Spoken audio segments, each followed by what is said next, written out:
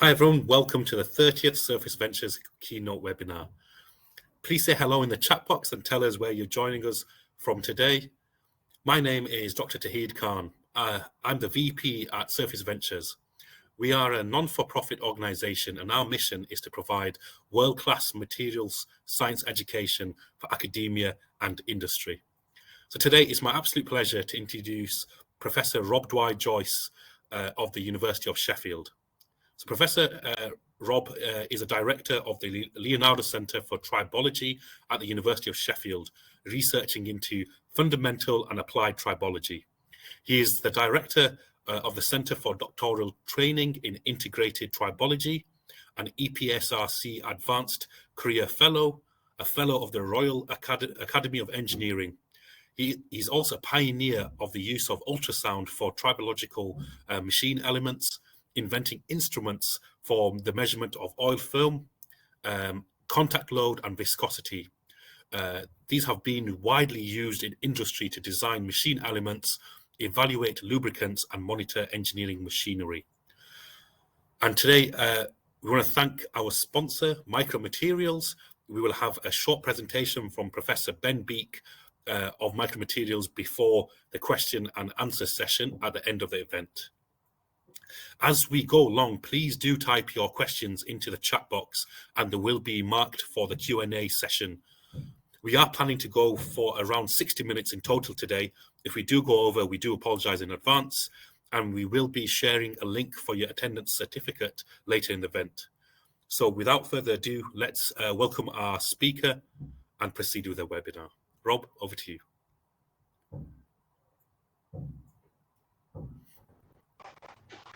Hi, am I on stage now? You are.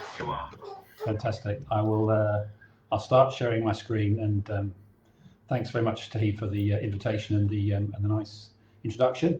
So if I start sharing this, and then push that button, is that okay? Does that come up? Yes, perfect. And my mouse is visible as well? Yes. Lovely. So it all works beautifully. Thanks very much. And I welcome everybody, and thanks for coming to my talk this afternoon or this morning or or this evening or wherever you are in the world. And so I'm going to be talking about the ways we might monitor tribological machine elements.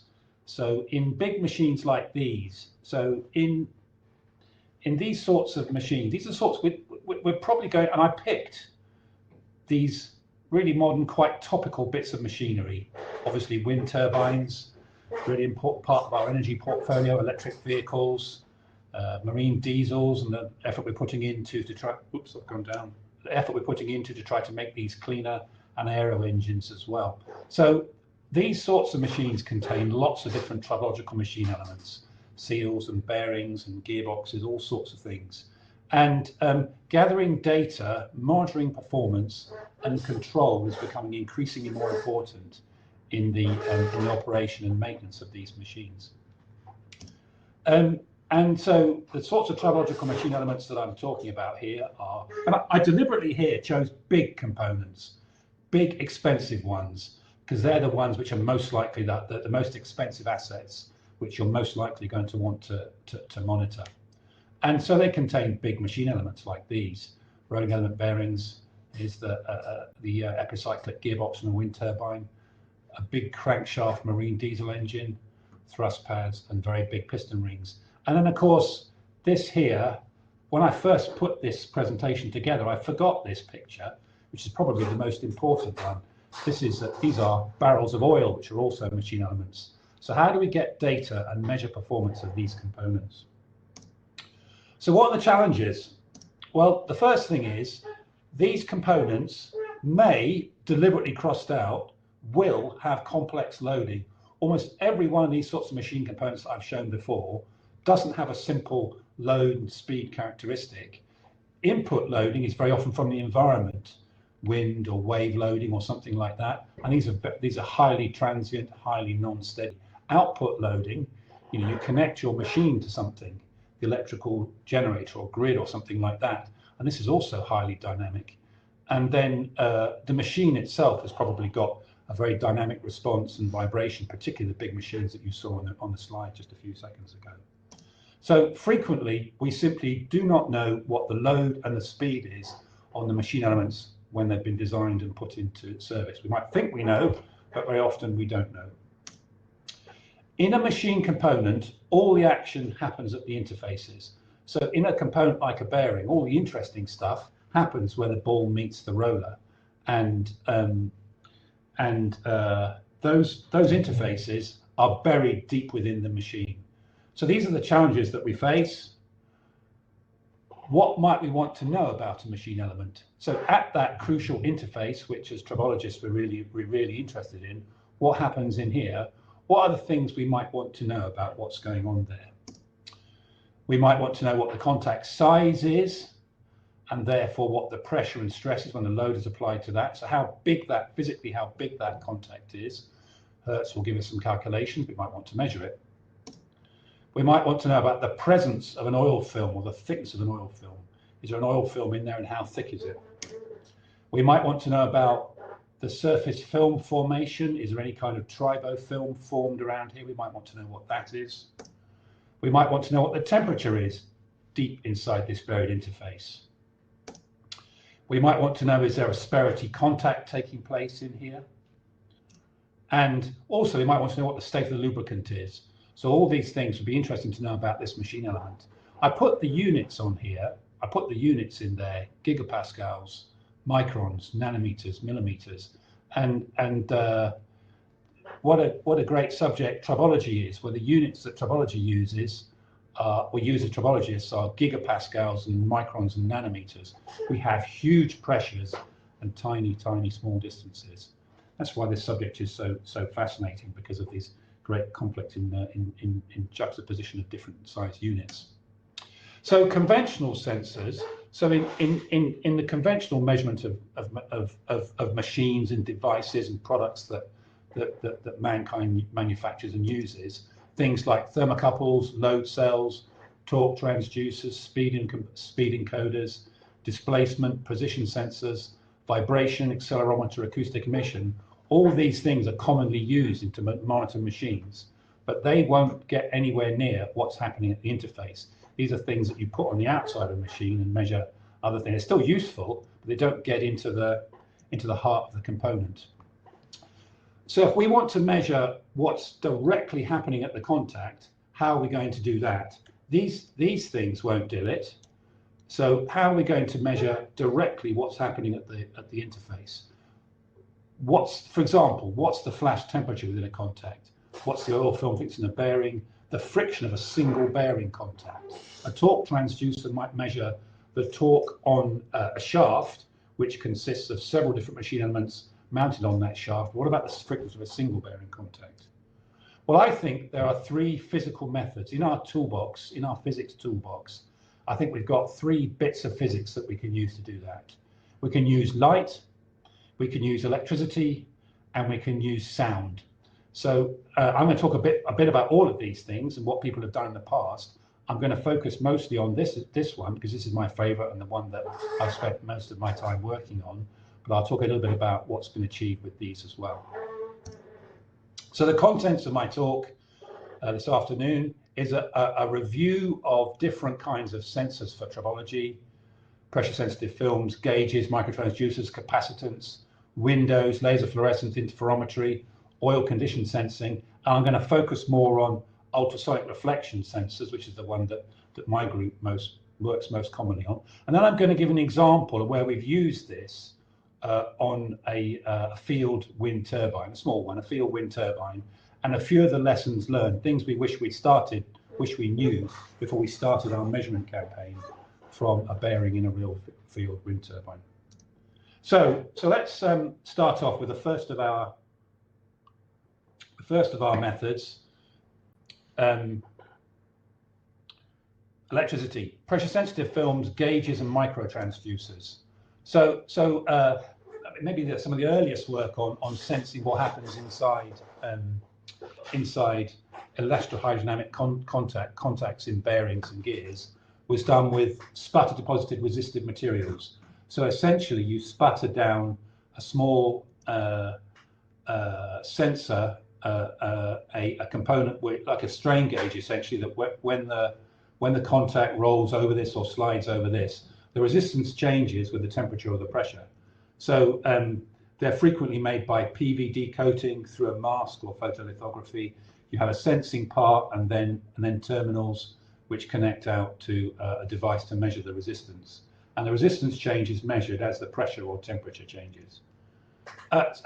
You usually have an insulating film to insulate the sensor from the metal bearing component, the sensor itself, and then some sort of protective wear-resistant film, in this case DLC, to protect the sensor from wear. Although indeed these components tend to be suitable for laboratory use, but do wear out eventually and can be difficult to keep going for a long time. Frequently, metal oxide used for the insulating layer, manganese for pressure, manganese not so sensitive to temperature variation, titanium for temperature, and then some hard coating on top.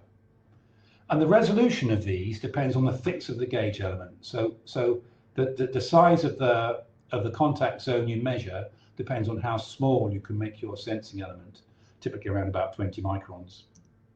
And here's some work going back a long time to John Leather and the group at Imperial in the 1980s. Did work on here, the kinds of sensors in here, Baumann in Germany. And you can see this, some of the first measurements of the pressure spike in EHL contact were done using these micro transducers. So here's a pressure measurement. Here's a measurement of the flash temperature in a rolling contact, and some more recent stuff there in a couple of years ago, where temperature change, and they can even see the temperature change caused by the spike here. So you get some really good detailed measurements of what's happening inside a contact. If you're not looking at something small, I couldn't not put in pressure sensitive films when we're looking at measuring pressure in contacts. It's not really tribology, and it's perhaps not the kind of things we would use for ball bearings and gears and so on, but for larger size contacts, human bits and pieces, feet in this instance, or some sort of gasket in there. There are different methods for measuring the pressure in an interface with pressure sensitive films, either piezoelectric sensors or meshes of, or this is something called Fuji scale, which is a ink impregnated paper. And when you press on the paper, it crushes these capsules full of ink, and you can get a map of the pressure. Of course, you're putting a film in between the contacts. So by nature, you're changing the properties of the interface, because you're putting some kind of film in there, separating film. So that was pressure sensitive films, and again on the electrical theme, capacitance probes.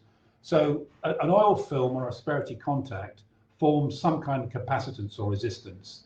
And if you want to measure the oil film, you can treat it like the capacitance of parallel plates, and using this equation here. So if you can measure the capacitance, if you know the permittivity of free space and of the oil film, you can get the oil film thickness, and with a circuit like this. And there are sort of two approaches that have been used. People who've embedded sensors, surface-mounted sensors within a component, and then people who have measured the capacitance of the whole component itself. For surface-mounted sensors, perhaps some of the most advanced work has been embedding microbore probes into a component surface, and some kind of calibration exercise. You don't really know what this is, the permittivity of the oil in the contact. So some sort of calibration exercise, and then the sensor must be in contact with the oil film, and perhaps it's been most successfully used with piston ring and liner measurements.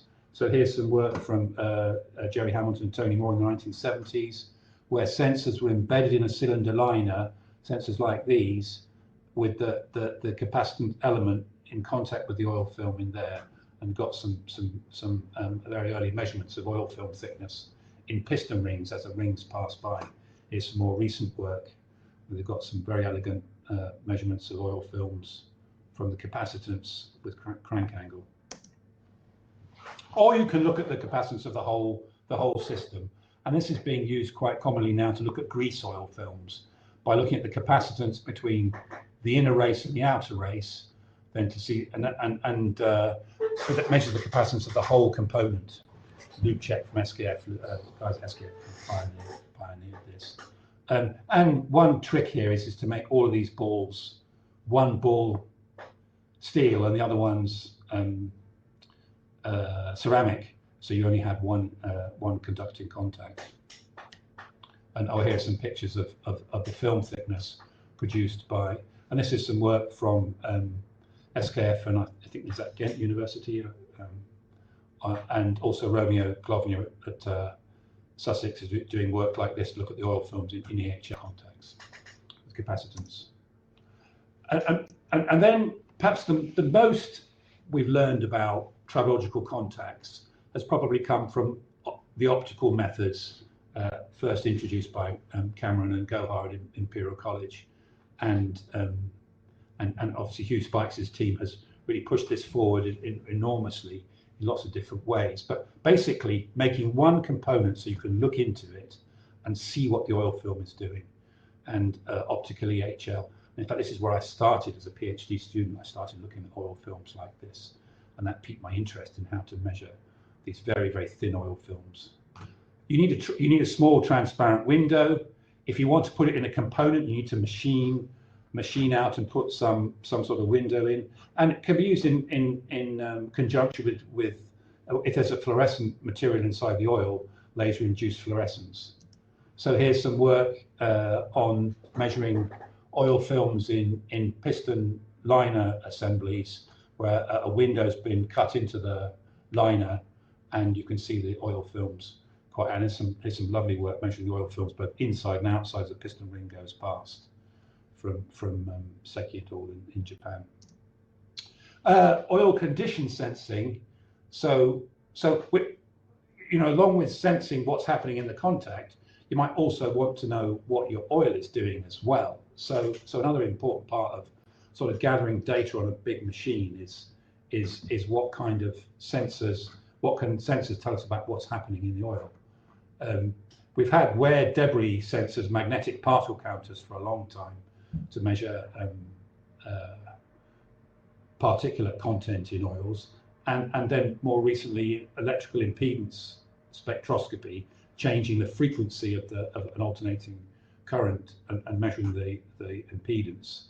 And as oil degrades, it becomes more polar, and relating that to degradation of the oil. And there are various different sorts of viscosity sensors, rotating elements or vibrating rods like this to deduce viscosity. In fact, we're working on a kind of ultrasonic method of doing this as well, vibrating a small crystal to measure viscosity. So now kind of switching. So we've done electricity, we've done light, and now the third of our physical principles, sound. And this is the one that I'm most familiar with and I've done most of my work on, is using ultrasound, which are very small mechanical vibrations. 20 kilohertz is the human hearing limit. Ultrasound is technically anything above 20 kilohertz. We typically use about 500 to 1,000 times this frequency, frequencies of megahertz, so very much shorter wavelengths. And they're elastic waves in a solid or liquid of tiny amplitude of the order of nanometers.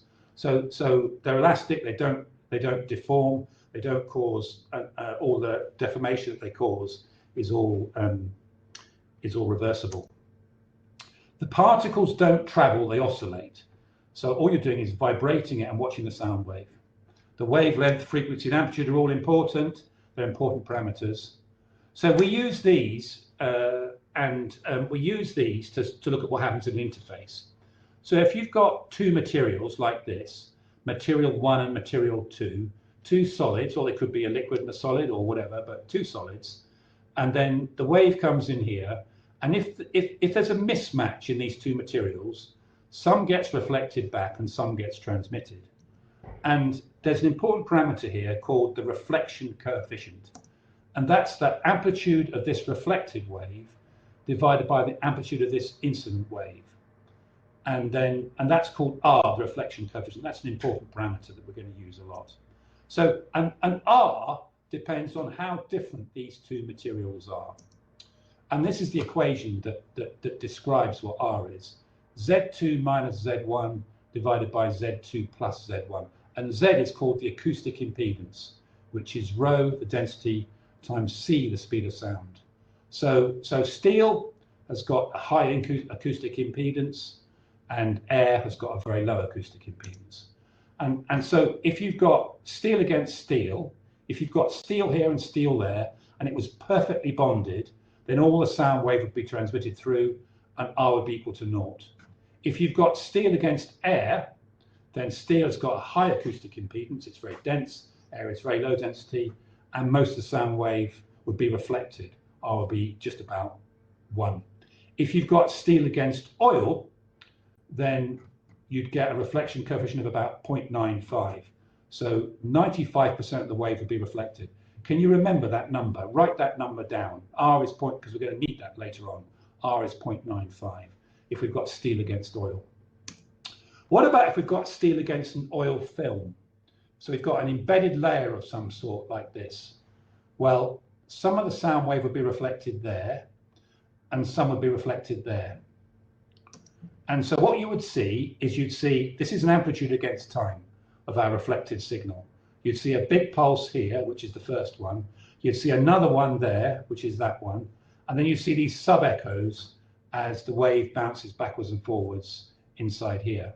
So this is a very common measurement of a reflection from a thin layer or a relatively thick layer. And if you knew the speed of sound in oil, which is about 1,450 meters per second, you know what that time is. You could measure the distance between those two peaks, and you could get the oil film thickness from the velocity times the time. That's a very easy way of measuring oil film thickness, and that's how you measure that's how you measure the thickness of pressure vessels or pipes or something like that with ultrasound. Unfortunately, what happens in tribology, oil films are really thin, so you don't get these discrete reflections. All the reflections come back together. So if your oil film is less than about 100 microns or so, depends on the frequency of the wave you use, then actually all the sound all comes back into one bump, like into one bit like that. And you can see these little reverberations in there. So you need to separate all that out. And in fact, we don't separate it in the time domain like that. We do it in the frequency domain.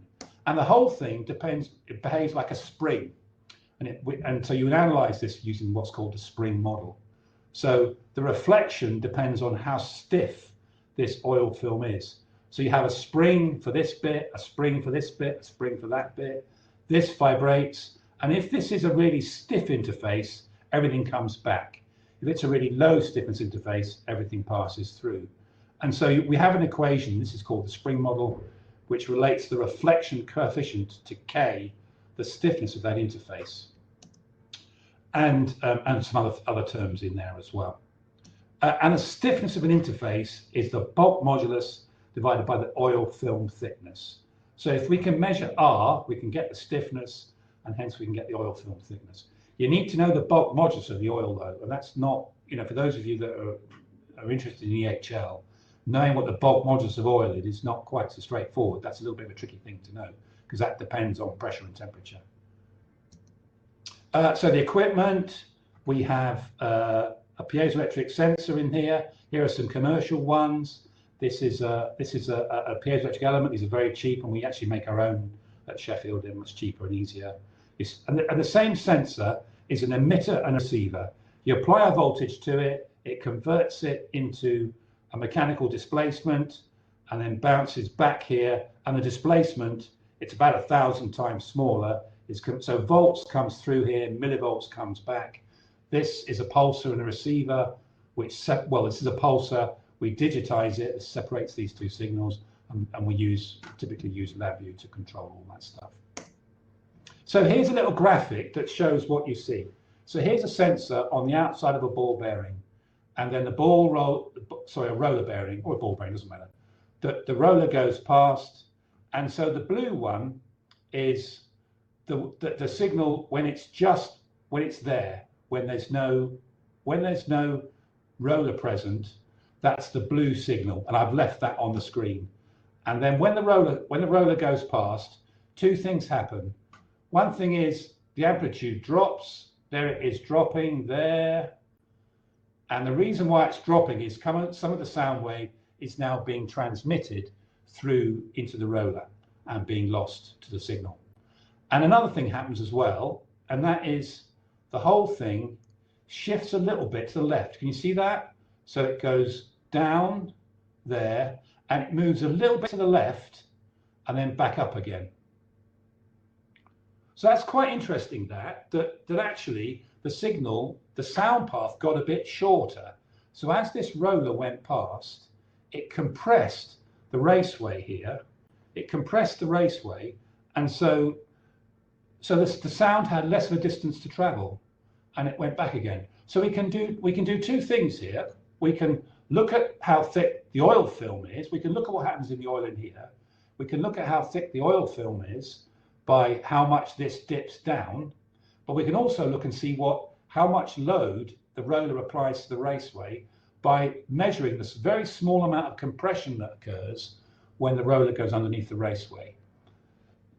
So we can use this signal for a couple of different things. We'll come on and do some of that in a minute. So now I'm going to go on to how we use some of those principles to try and measure something useful in a wind turbine bearing. And here's the wind turbine. It's a Vestas V42 600 kilowatt turbine, quite a small one nowadays. I mean, turbines now are up to 1.4 megawatts. This is quite a little one. And there's a field of these things. It's managed by Scottish Power, and it's just there. It's just in Southern Ireland, but it's actually right by the Giant's Causeway, and this is the turbine that we used.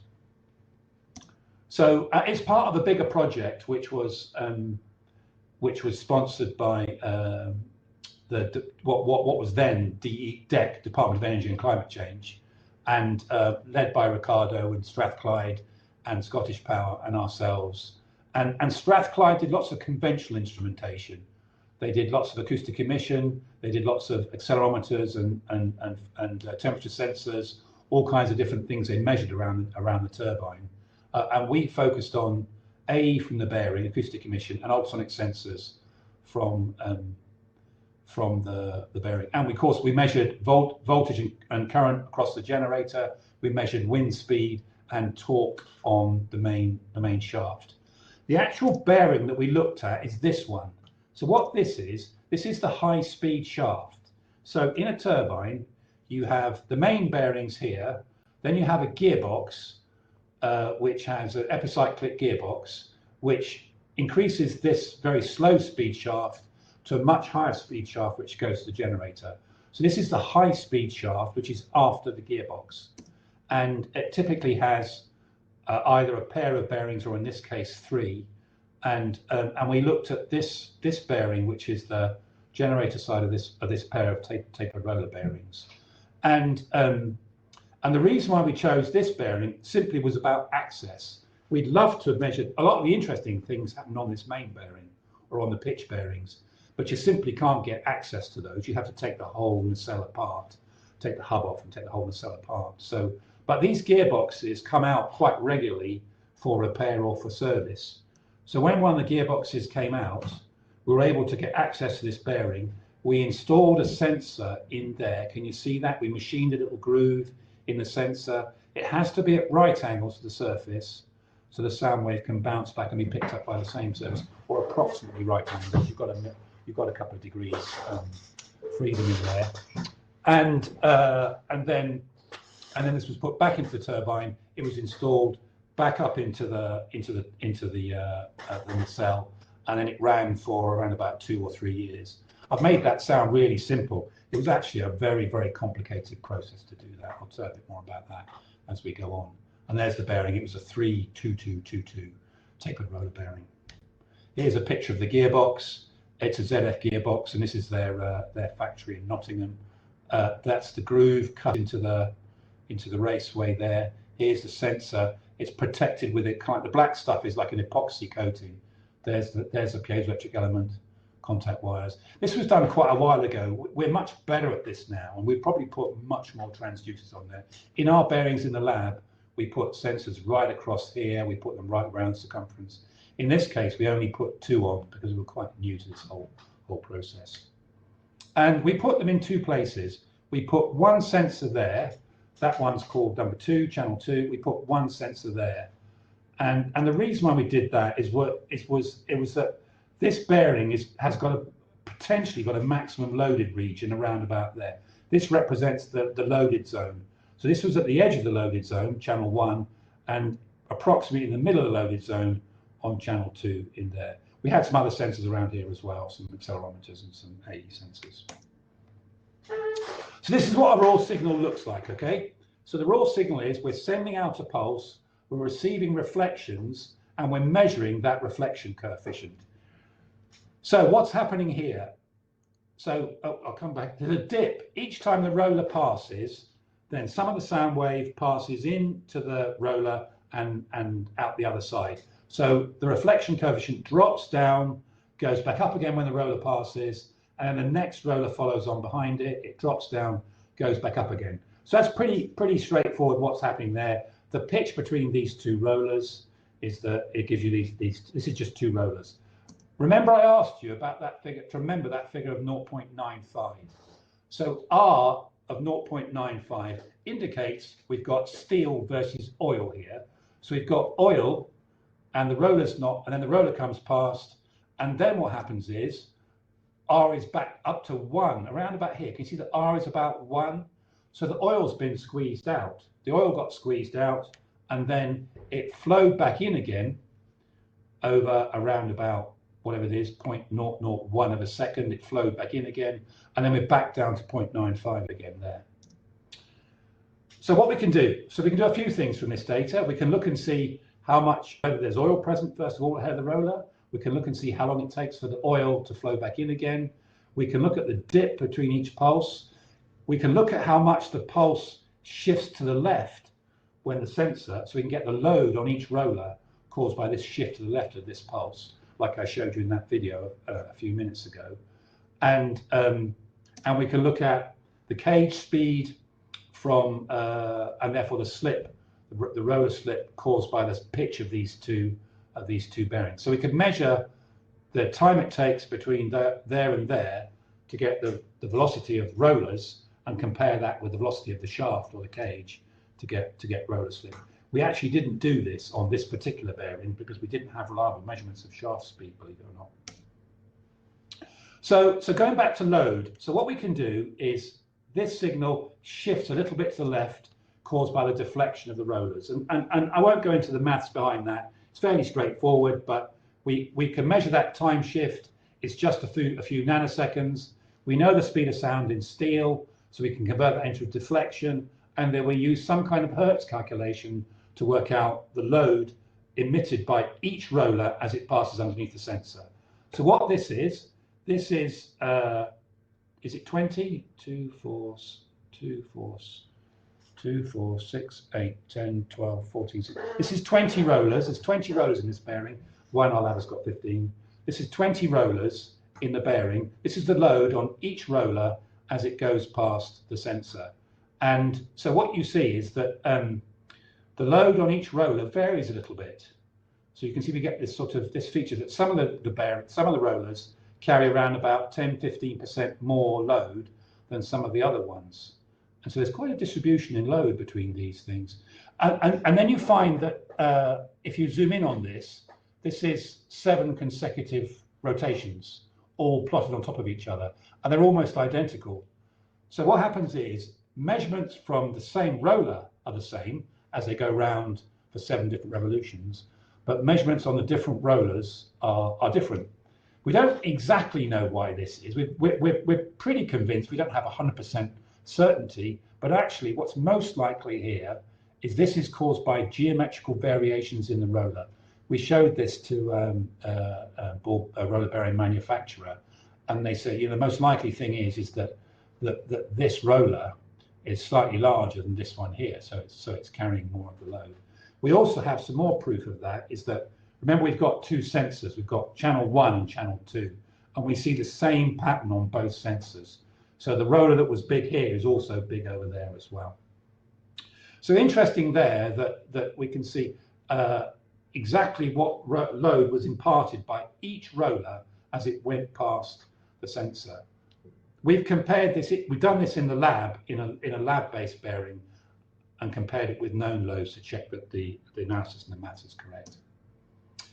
Sometimes the gap is empty. So here's a set of cases where here are the rollers, and you get a whole number. So here are 5 rollers, which didn't have any oil ahead of them. So the oil film in here, the oil ahead of the reflection coefficient is 1. So for these 5 rollers, there was no oil ahead of the roller. So in a way, these rollers aren't lubricated. And then something about the nature of the oil film, the nature of the dynamics of the bearing, oil suddenly starts to flow to the bearing, and these rollers were lubricated. I shouldn't say no lubrication. I shouldn't say that, because there's probably spray and there's probably a mist of oil all over the place. And the smallest film we can measure by this is a few tens of microns. So there is some lubrication in there. It's just a lot less here than there. This gearbox it's oil lubricated, and it's kind of fed from the top. It's oil spray fed from the top, but it's still not clear why some of these are lubricated and some of them aren't. We got 2 years of this data. We've got tons and tons of this data. So here's, I can't recall how much this is, but here's 2 seconds of data, and this is gathering in what proportion of the raceways were lubricated and what proportion were unlubricated. So these ones were unlubricated, these ones were lubricated. So for a substantial fraction of the time, there wasn't full lubrication to these rollers. We looked at the speed of reflow, that time it takes for this chamber to fill up again. So here the oil's squeezed out by a roller.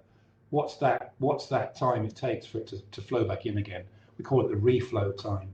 And then we found that variable speed. So actually, the faster it goes, the quicker it flows back, which is perhaps not completely intuitive, but we think the rollers push oil ahead of them and it fills the chamber up quicker. A few lessons learned here: when to sample. One of the problems with measuring what's happening at a tribological contact is that contacts are usually moving very fast, and you have to but they're not very frequent. So in a ball bearing, we have to sample at around about 10 kilohertz to capture the activity of, for example, a rolling bearing. If we don't sample fast enough, we don't capture enough data points around the roller or the ball bearing. But if we do that, then we've also got lots of data when nothing's happening, when there are no rollers or bearings present. So capturing all the time is unfeasible. What we decided to do was sample for 1 second every 20 minutes. So for 2 years, we sampled at 1 second every 20 minutes from that roller bearing in Northern Ireland. And even still, we ended up with in enormous amounts of data. And we were always shuffling 2 terabyte drives. There's no wireless up at in Barnesmore on the Northern Ireland coast. There's no wireless, so you can't wireless plug into it. You've got to go and physically go and get the drives. You've got to fly to Belfast. You've got to drive across from Belfast to Barnesmore and physically pick up the drives and swap them over. It sounds a bit archaic, but that's the way it is. We had lots of instrumentation warm-up issues. And the point is this the way of doing it? It seemed logical at the time, but actually it's not a very good way of doing it, because if you capture 1 second every 20 minutes, you're not particularly capturing when something interesting happens. And I'll demonstrate what I mean by that anyway. So here's the rotational speed of the shaft, and here's the roller load that we've measured. So as the bearing, as the turbine is speeding up, as the wind speed is increasing, the shaft starts to rotate faster and faster, and the load on our bearings increases a little bit. Not a lot, it increases a little bit. And so we've got this transient period here as the turbine is speeding up. The turbine has a cutout at 1,500 RPM. So at 1,500 RPM, the blades are going fast enough, they pitch a little bit automatically to keep the speed at 1,000 RPM. So most of our data is in here. But the interesting bits are around about here, when it's starting up or in the transition period. But because we've captured randomly 1 second every 20 minutes, we have lots of data around here and not so much, which you like in there. Much better to capture when something interesting is happening. And in retrospect, we should have done that. And you can see it again here. Here's the generator torque. We're measuring the torque on the generator against the roller load. As you would kind of guess that as the torque on the shaft goes up, the load on our rollers goes up as well. And there's an approximate correlation. It's not perfect. Lots of scatter around here, but you can see a correlation between bearing load and generator torque. Some other lessons we learned. Turbine access is difficult. It's really difficult. My PhD students would be anxious to get out and take data or install something. They'd fly all the way out to Ireland.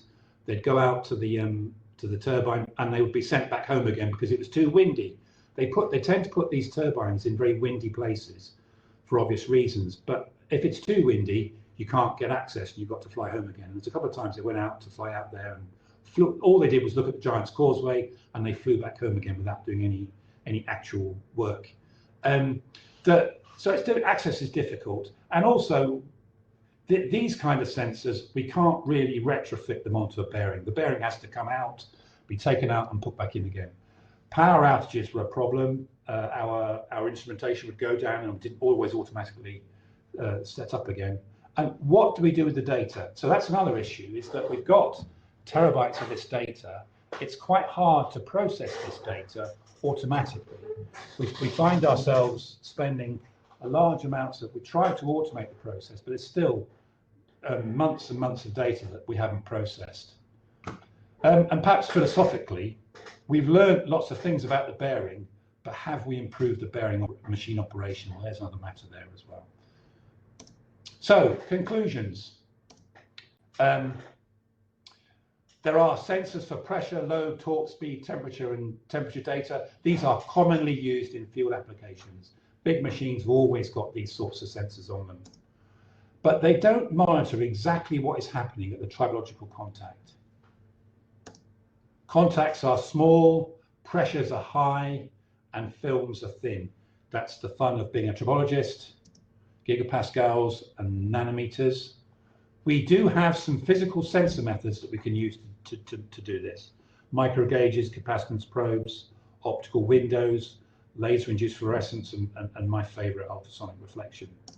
So these are well established in the lab and have the potential for machine development.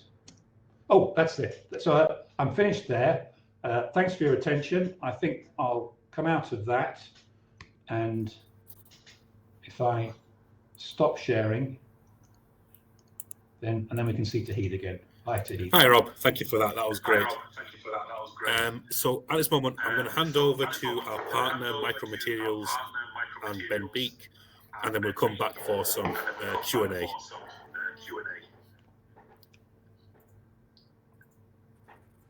Shall I leave the stage here? Please, we'll leave the stage and we'll hand over to Ben. Hi, Ben. Hi, Tahid. You better queue up this. Okay, brilliant. Thanks very much. Okay, so welcome everybody. So Rob's just talked about monitoring real tribological contacts. What we're interested in this little talk is about simulating contact conditions. So particularly, how do we simulate erosive wear in both coating systems and also bulk materials? So if we think about an erosive wear situation, then the contacts occur randomly distributed on the surface. So how do we simulate that accurately in the lab and get reliable ways to differentiate between different materials and develop better materials? So we're using nanomechanical testing. So we have our NanoTest Vantage, which is a multifunctional nanomechanical test platform, which has capability for nano indentation, nano scratch, and various nano wear tests, and also microscale tests as well. We can do tests at different temperatures, both hot and cold, or in different liquid environments or humidities, and also combine this with this multi-sensing capability. As Rob said, it can be challenging to get real understanding of the tribological contacts, but what we're doing typically is we're simplifying the complex conditions. So we're looking at single asperity contacts, and there we can get useful information by looking at friction, acoustic emission, and electrical contact as well. But today I'm going to be talking briefly about developments with our impact test. So we've developed this to more accurately simulate erosive wear conditions. Excuse me. So this technique's been around now for more than 20 years, and it's a sort of modular add-on to the nano indentation capability. And you can think about the standard nano impact test just like a woodpecker, essentially tapping away repetitive contacts at the same position on a sample surface. And when that woodpecker keeps tapping at the surface after a certain number of taps, there's material removal, and we have a failure of the surface. So it's essentially a cyclic fatigue test. We can look at damage tolerance of materials. We can apply very thin PVD coatings. We can look at bulk cemented carbides. We can do things at high temperatures, and the results typically do correlate very well with erosion. So it's a very useful lab screening tool. So there's a recent review there you can see down the bottom. But we were trying to improve this for real industrial erosion situations, particularly for thermal barrier coatings, in a project to develop improved thermal barrier coatings.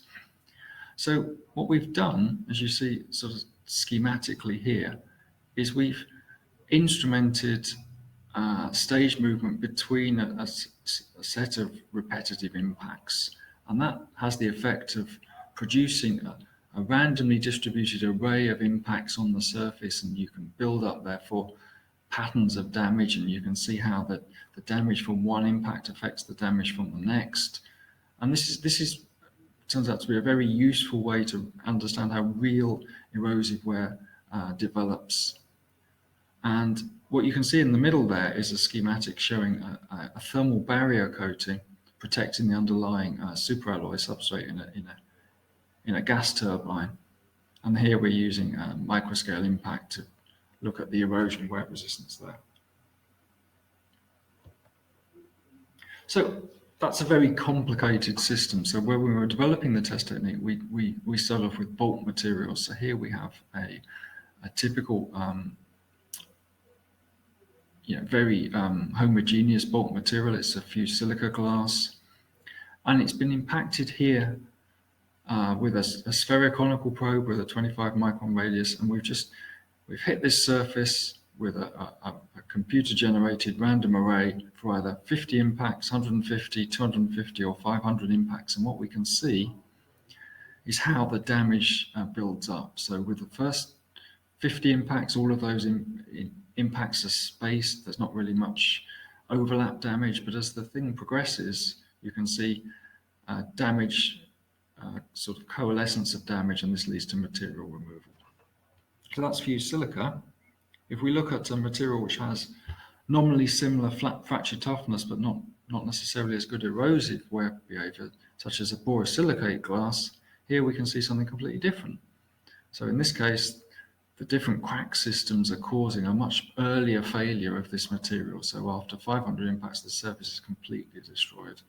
So if we look a little more detail now, here you can see how those different crack systems are affecting the damage. So this is very useful because it allows on the lab scale us to accurately simulate real erosive wear differences that are not able to be predicted by hardness or toughness calculation alone. So those are random sort of rectangular distributions, if you like. If you can see, there's a random array, rectangular array on a novel thermal barrier coating system developed at Cranfield University. But on the left here, you can see a sort of Gaussian distribution. So we can also do distributions where the number of impacts might be greater at a certain position, and this can be very useful in real erosion simulation conditions as well. So we can, of course, zoom in and see the damage that we cause. In this case, this is a couple of different thermal barrier coatings There's a selection of impacts caused there, and you can see in this case the mechanism is compaction with cracking at these impact crater boundaries. And what's interesting is if we can either increase the number of impacts, or indeed we can produce the same number of impacts but over a smaller area, we can increase the density. That increases the severity of the test technique, and that allows us then to track very nicely how the material erodes. And what we can see, if you can see in this slide here, is the same number of impacts but over smaller and smaller areas. So on the left you can see the underlying structure between the impacts is maintained, but on the right you have this break up to this very sort of destroyed surface, and you still see the last few impacts, but that sort of thing is very reflective of what you see in real eroded surfaces. So that was just a very short sort of whistle-stop tour through this powerful new test technique that we've got in Test Vantage. So it's an additional module now, and it allows us to and our customers to speed up the development of their materials testing programs. So it's to really take advantage of the power of these lab scale tests to get these very reliable data about relative differences in erosion performance. And this was at room temperature, but of course you can do the tests at much higher temperature as well with the system as well. So you can very, very useful industrially. Okay, that's it. Thank you very much. Thank you for that, Ben. That was great. And now we'll take some questions for Professor Rob Dwyer-Joyce. Come back, Rob. Great. So while we're waiting for questions in the chat box, I'll start with a question. Rob, some of the technology you described is great, and it has a lot of applications. I suppose a question is, a lot of the research currently, there's a lot of interest in trying to see what's going on within the contact zone during machining, manufacturing. Do you think any of these sensors would be applicable to give us some data, what's actually going on during cutting and what's going on at the cutting edge? Yeah, I missed the first part of that question because I probably have. Yeah, I get the question. Yeah, absolutely, very exciting area that. That one of the issues is that we can only measure things about the same size as our sensor, and we can get sensors down to around about 0.5 millimeter or so. So with a cutting tool, it's quite hard to physically get the sound wave to focus in on the cutting tool itself. We have done a little bit of work with instrumented cutting tools, not a great deal. But I think it's quite a good area to get into for sure. Definitely, it's quite a challenging one. Yeah, I could imagine how much coolant actually gets into the interface between the cutting tool and the machine and the part. It's an interesting question. Yeah, that's a definitely interesting question. And alongside these new novel materials coming in, it'll be great to understand the behavior that's happening and make it easier to understand these parameters which help with the machining. So I think it'll be a great opportunity in the future. So one of the questions we have is, how can we quantitatively correlate the erosive wear through impact tests? Perhaps that's towards Ben. Towards me. I didn't mention that, did I? What we've done is we've used laser scanning measurements of the surface afterwards to quantitative get erosive wear volumes.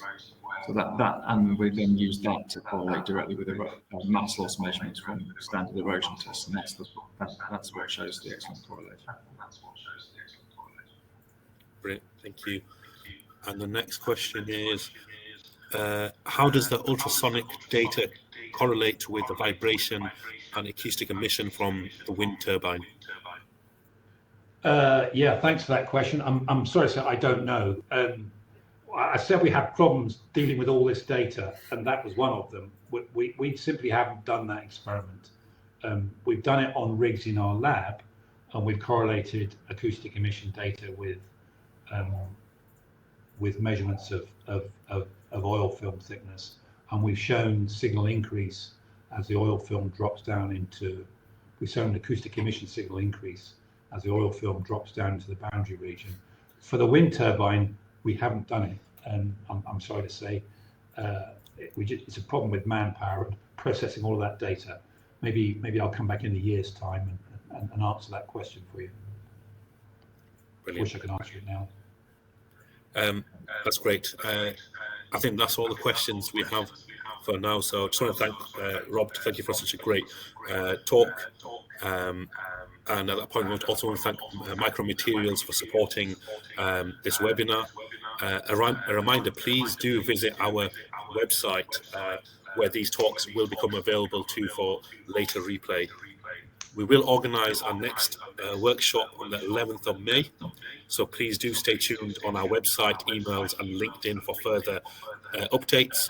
We also have a fortnightly newsletter, Modern Surface, so by signing up to our mailing list, you can receive this. We also ask for your support to take the time to advertise these lectures to your contacts. So on that note, thank you so much for your time, and we hope to see you next time. Thanks for joining us, and enjoy the rest of your day. Thank you, Rob. Thank you, Ben. Thanks, Tahid. Thanks, Rob. Bye now. See you soon. Bye. Bye.